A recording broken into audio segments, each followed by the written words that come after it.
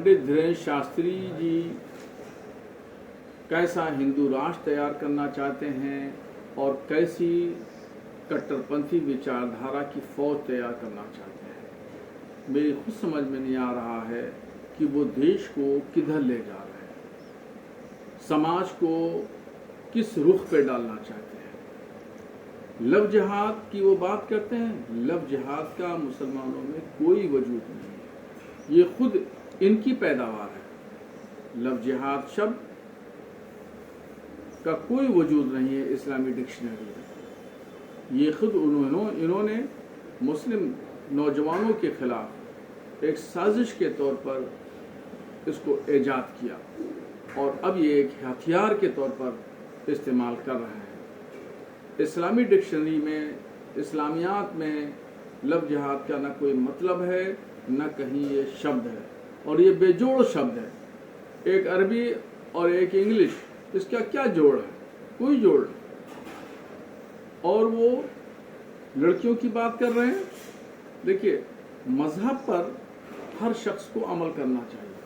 अपने अपने मजहब पर जो शख्स भी सख्ती से अमल करता है और उसको फॉलो करता है वो अच्छा इंसान है, चाहे वो हिंदू हो या मुसलमान हो। इसलिए कोई मजहब ये नहीं सिखाता कि लड़ाई झगड़ा करो, जंगो जिदाल करो, फसाद फैलाओ, ज़मीन पर फितना फैलाओ देश में। कोई मजहब नहीं सिखाता। हर मजहब अमन शांति, भाईचारे की तालीम देता है। मगर पंडित जी न जाने कौन सी शिक्षा भारत में देना चाहते हैं और ये कौन सी कट्टरपंथी की जो है वो फौज तैयार करना चाहते हैं। वैसे ही भारत बहुत सारे कट्टरपंथियों, संगठनों और विचारकों से जूझ रहा है, आतंकवाद से जूझ रहा है, कट्टरपंथी लोगों से जूझ रहा है और जगह जगह उसके खात्मे के लिए, उसकी सरगर्मियों पे कदगन लगाने के लिए, बंद करने के लिए कार्रवाइयाँ होती रहती हैं, कार्रवाइयाँ करनी पड़ती हैं। एक तरफ झारखंड, छत्तीसगढ़ के इलाकों में नक्सलाइट का जोर है, मवादी लोग हैं, और दूसरी तरफ मणिपुर, आसाम में बोडोलैंड के लोग जो हैं वो उत्पाद मचा रहे हैं।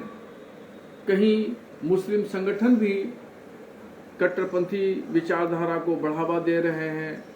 अब ऐसी कंडीशन में पंडित धीरेन्द्र शास्त्री जी एक ऐसी फौज तैयार करके कट्टरपंथियों की वो भारत में छोड़ना चाहते हैं, भारत में फैलाना चाहते हैं। इससे टकराव बढ़ेगा और इससे देश का कोई भला नहीं होगा, बल्कि देश का नुकसान होगा।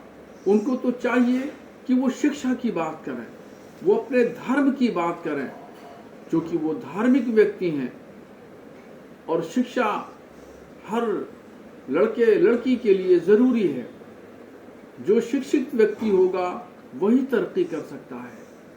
उनको कट्टरपंथी फौज बनाने की जरूरत नहीं और उनको कट्टरपंथी फौज की भर्ती की भी जरूरत नहीं। इस तरीके से अगर कोई काम करता है तो गोया कि वो देश को तोड़ने की साजिश कर रहा है।